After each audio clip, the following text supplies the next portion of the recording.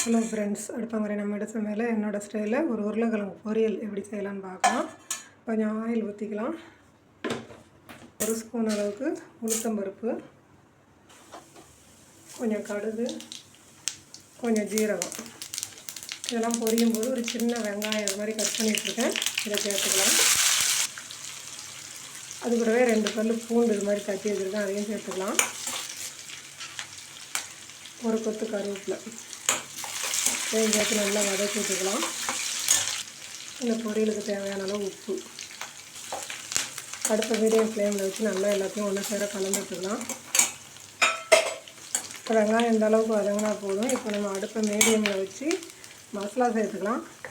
1 ஸ்பூனுக்கும் கம்மியாக குழம்பு மசாலா,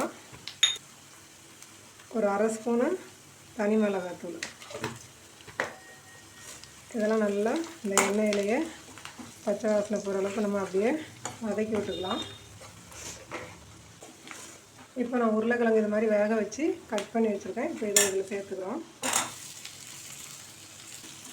சாம்பார் சாதம், தயிர் சாதத்துக்குலாம் இது சூப்பராக இருக்கும். இந்த மாதிரி வறுத்தீங்கன்னா பொரியல் பண்ணிங்கன்னா இது வறுவல் இல்லைன்னா பொரியல்னு சொல்லலாம். நான் கொஞ்சோண்டு தேங்காய் சேர்க்குறேன், அதனால தான் இதை பொரியல்னு சொல்கிறேன். கொஞ்சம் நல்லா அப்படியே ஒரு 10 நிமிஷம் அடுப்பை சிம்மில் வச்சு நல்லா ட்ரை ஆகிற அளவுக்கு வச்சுக்கலாம். இப்போ நல்ல மசாலாவோடு சேர்ந்து நல்லா ஒன்று போல் இருக்குது.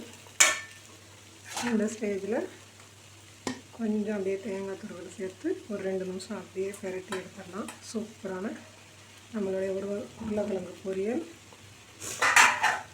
சூப்பராக ரெடி ஆகிடும். செம்ம டேஸ்ட்டாக இருக்கும்.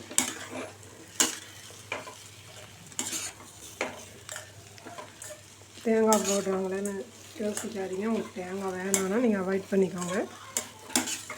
தேங்காய் போட்டு நல்லா இது பண்ணும்போது இன்னும் நல்லா செம்ம டேஸ்ட்டாக வரும் பொரியலாக இருக்கிறதுனால. சூப்பரான உருளைக்கிழங்கு பொரியல் ரெடி ஆகிடுச்சு. நீங்களும் இது மாதிரி செய்து பார்த்துட்டு எப்படி இருக்குன்னு கமெண்ட் பண்ணுங்கள். உங்கள் ஃப்ரெண்ட்ஸோட ஷேர் பண்ணுங்கள். மறக்காமல் நம்ம சேனலுக்கு சப்ஸ்கிரைப் பண்ணுங்கள்.